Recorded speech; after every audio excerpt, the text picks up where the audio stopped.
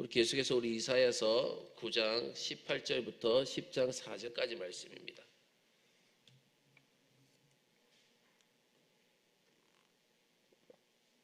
이사야 9장 18절부터 10장 4절까지 말씀.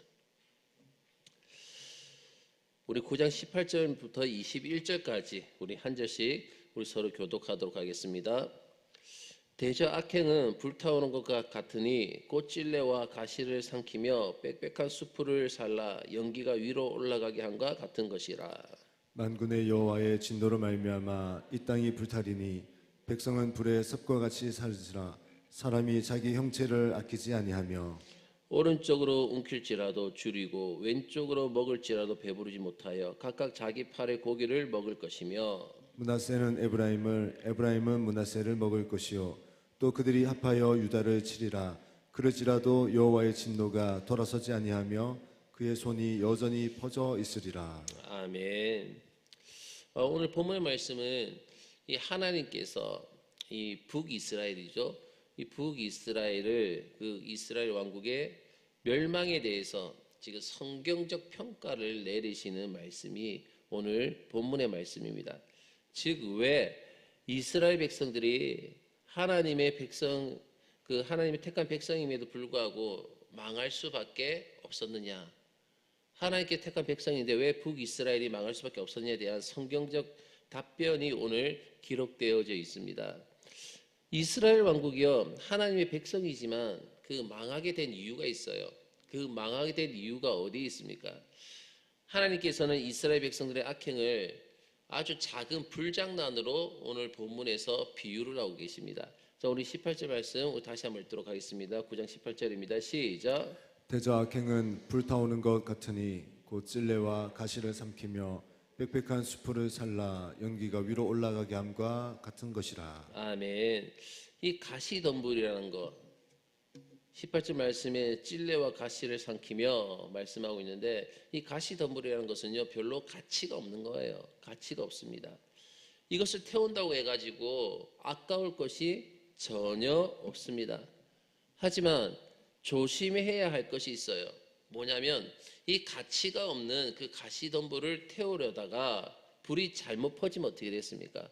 불이 잘못 퍼지면 큰 숲을 태우게 되어가지고 결국 모든 그 숲에 있는 새라든지 아니면 짐승들이 살 곳을 잃어버리게 됩니다.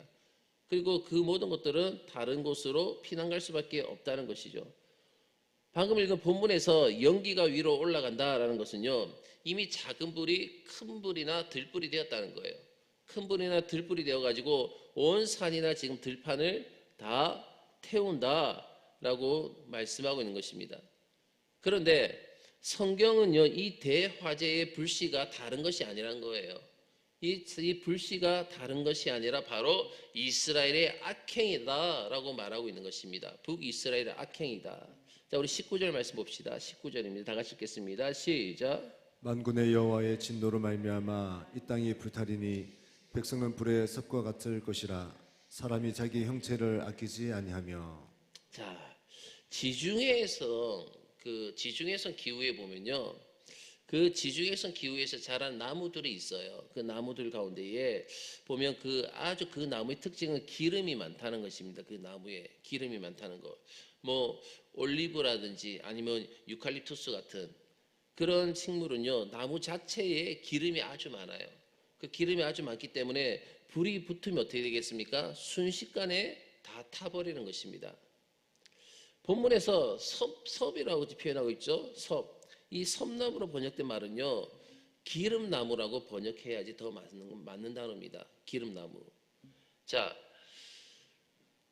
기름을 잔뜩 머금고 있는 이 식물이기 때문에 한번 불이 붙으면 꺼지지 않아요. 기름이 꽉 차 있기 때문에 꺼지지 않고 온 들판을 다 태워버립니다. 이스라엘 사회에서의 큰 문제가 있었습니다. 북이스라엘 사회에서 보면 큰 문제가 있었는데 그 문제는 뭐냐면 바로 엉터리 예배였어요. 하나님 앞에서의 엉터리 예배. 원래 예배는요 어디에서만 드리게 되어져 있었죠? 예루살렘에서만 예배를 드릴 수 있도록 그렇게 되어져 있었습니다. 한 곳에만 드리게 되어 있었죠. 그러나 이제 르호보암과 여로보암과의 그 관계 속에서 이제 북이스라엘과 남유다가 어떻게 갈라서게 되지 않습니까? 이 갈라서자 보니까 이스라엘 왕은요, 그 정치적인 이유 때문에 이 백성들이 예루살렘에 가는 것을 막았습니다. 열왕기상 말씀에 보면요, 그 북이스라엘이, 그러니까 북이스라엘은 12지파 중에서 10지파가 북이스라엘로 가고 나머지 2지파가 유다로, 남유다로 가는 것입니다. 그 10지파의 사람들이 예루살렘으로 가서 예배를 드릴 수 없도록 그렇게 막아버렸습니다. 뿐만 아니라 어떻게 합니까? 자기 마음대로 그곳에서 성전을 세우죠. 자기들 마음대로 거기서 성전을 세우고, 그리고 거기서 제사장을 세워서 그곳에서 예배를 드렸습니다. 물론 그곳에서도요, 나름대로 은혜가 있었는지 모르겠지만 사실 사람이 만든 성소에서는요, 죄라는 것이 제대로 지적되지가 않습니다. 사람이 만든 곳에서는. 그리고 그 죄가 제대로 치료될 수가 없습니다. 하나님께서 이스라엘 백성들에게 원하셨던 건 뭐냐면 완전함이라는 것이 아니었어요. 완전함을 원한 것이 아니었습니다. 우리는 인간인 이상, 여러분, 우리 완전할 수가 없어요. 우리 인간인 이상에는 어떤 방법을 쓰더라도, 어떤 수단과 방법을 다 동원한다 할지라도 우리는 완전할 수가 없습니다. 비록 과거에 내가 죄에 빠졌고 앞으로도 그럴 수 있어요. 앞으로도 그럴 수 있지만, 하지만 그런 식으로 돈을 많이 벌고 그런 식으로 쾌락을 즐기는 것은요, 부끄러운 짓이라는 것을 우리는 알려주어야 되는 것입니다. 그리고 그것이 부끄러운 짓이라는 사실을 우리는 또 알아야 되는 것입니다. 그래야지만이 숲을 다 태우지 않는다는 것이죠. 결국 이스라엘의 파괴는요, 하나님이 주신 것을 만족하지 못하는 욕심에서 나왔습니다. 하나님께서 허락하신 것에 대해서 만족하지 못하는 그런 욕심에서 나왔어요. 욕심이 자신에게 되돌아와 가지고 어때요? 이제 자기 자신을 죽이게 되는 것입니다. 어떻게 죽이는가 한번 볼까요? 우리 20절 말씀 볼까요? 오늘 보면 20절입니다. 다 같이 읽도록 하겠습니다. 시작. 오른쪽으로 움킬지라도 줄이고 왼쪽으로 먹을지라도 배부르지 못하여 각각 자기 팔의 고기를 먹을 것이며. 아멘. 이것을 보면 두 가지로 이 20절 말씀을 해석할 수가 있는데요. 두 가지로 해석할 수가 있는데, 이 해석의 핵심은 뭐냐면 자기 팔의 고기를 먹는다는 것입니다. 여기서 자기 팔의 고기를 먹는다는 데 있다는 거예요. 여기서 팔이라는 단어가 히브리 원어 단어 중에서 이웃이라는 단어와 그 발음이 아주 비슷합니다. 발음이 아주 비슷한데, 그래서 첫 번째 해석은 바로 이웃의 집을 하나씩 삼켜서 나가는 것으로 보는 거예요. 이웃의 집을 하나씩 삼켜서 나가는 것. 처음에는 어느 쪽에 이웃의 집들을 삼키기 시작했는데 이제 그것으로 부족하단 말이에요. 그것으로 부족하니까 이제 왼쪽 이웃의 집들까지 삼켜버렸습니다.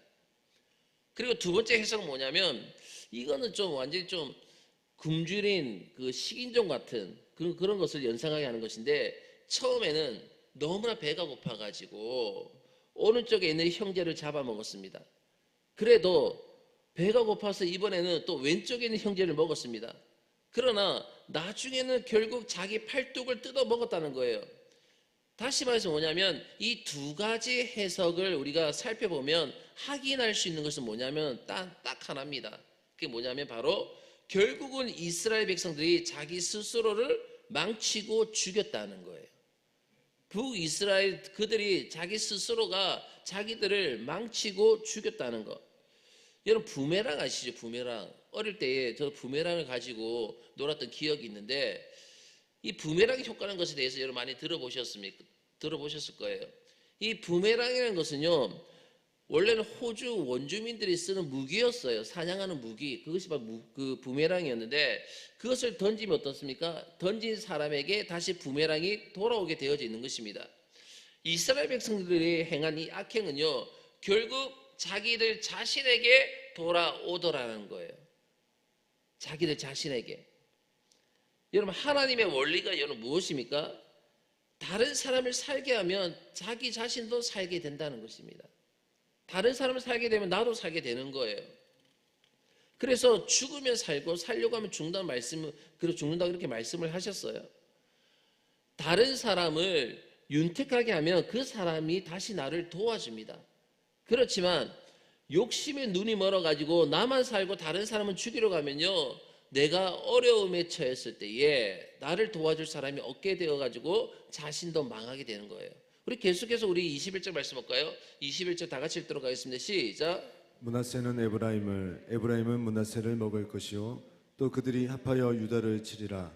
그럴지라도 여호와의 진노가 돌아서지 아니하며 그의 손이 여전히 퍼져 있으리라. 아멘. 이 말씀이 지금 북이스라엘에 대해서 얼마나 욕심이 많은지에 대해서 말씀하고 있는 거예요.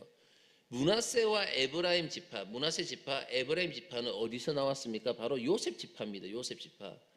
요셉 지파에서 지금 요셉의 두 아들이 한 지파씩 축복을 받은 거예요. 다른 12지파들은 한 지파지만 한 지파씩 축복을 받았지만 요셉 지파에서는 두 지파가 나오고 두 아들에게 두 지파가 생긴 거예요. 그래서 한 지파씩 이렇게 두 지파가 축복을 받았습니다. 그러니까 다른 지파에 비하면 배의 축복을 받은 것이죠. 배의 축복을 받은 거예요. 여러분 지도를 보면요, 나중에 한번 성경 뒤에 있는 그런 지도들이 있을 거예요. 지도를 보면 북쪽 이스라엘의 거의 대부분은 바로 이 므낫세 지파와 에브라임 지파가 차지를 했습니다. 북이스라엘 거의 모든 땅을요, 에브라임과 므낫세 지파가 다 차지를 했어요. 그러나 그들은 그것이 더 부족하다고 생각하는 거예요. 그것이 더 부족하다고 생각했고 결과적으로는요, 서로가 서로를 치게 된다는 것이죠. 부족한 욕심 때문에. 그들의 욕심 때문에. 남들은 하나의 몫으로 나누어 가지는데 이들은 어때요? 두 개의 몫을 가지고도 모자라다면서 서로를 칩니다. 그 이유가 어디에 있습니까? 바로 끝없는 욕심에 있는 거예요. 끝없는 욕심 때문에. 많은 생물학자들이 공룡의 멸망에 대해서 이렇게 말을 합니다. 너무나 커져 버렸기 때문에 공룡은 멸망할 수밖에 없었다. 그렇게 말을 해요. 근데 므낫세와 에브라임은요, 서로 공룡처럼 커지려고만 했어요. 서로. 그들은 가장 먼저 가까운 사람들을 먹으려고 했습니다. 왜요? 가장 만만했기 때문입니다. 가장 가까운 사람은요, 내가 어려울 때 기댈 수 있는 이웃이 가장 가까운 사람입니다. 그러나 이스라엘 사람들은요, 이웃을 모두 없애버렸던 거예요. 북이스라엘 사람들은 그 이웃을 다 모두를 없애버렸던 거예요. 우리 계속해서 우리 10장 1절부터 2절까지 말씀 봅시다. 다 같이 읽도록 하겠습니다. 시작. 불의한 법령을 만들며 불의한 말을 기록하며 가난한 자를 불공평하게 판결하여 가난한 내 백성의 권리를 박탈하며 과부에게 토색하고 과의 것을 약탈하는 자는 화 있을진저. 이제 북이스라엘이 이 자신들의 이웃들을 어떻게 없애버렸느냐에 대해서 이제 10장부터 이제 얘기를 말씀하고 있는 거예요. 하나님께서 이스라엘 백성들에게 요구하신 것은요, 바로 형제 관계였습니다. 서로의 형제 관계. 이 형제 관계라고 하는 것은요, 혈통이 같다는 뜻이 아니에요. 이 형제 관계라는 것은 뭐냐? 모두와 함께 어디에서 이들이 나왔습니까? 애굽에서 구원을 받았잖아요. 애굽에서 구원받은 의미에서 이들은 형제였습니다. 그들은 모두가 막 무엇을 짊어지고 애굽에서 나온 것이 아니에요. 빈손으로 애굽에서 나왔습니다. 그들이 가진 것이 있다면 모두 하나님께서 그들에게 주신 선물이었어요.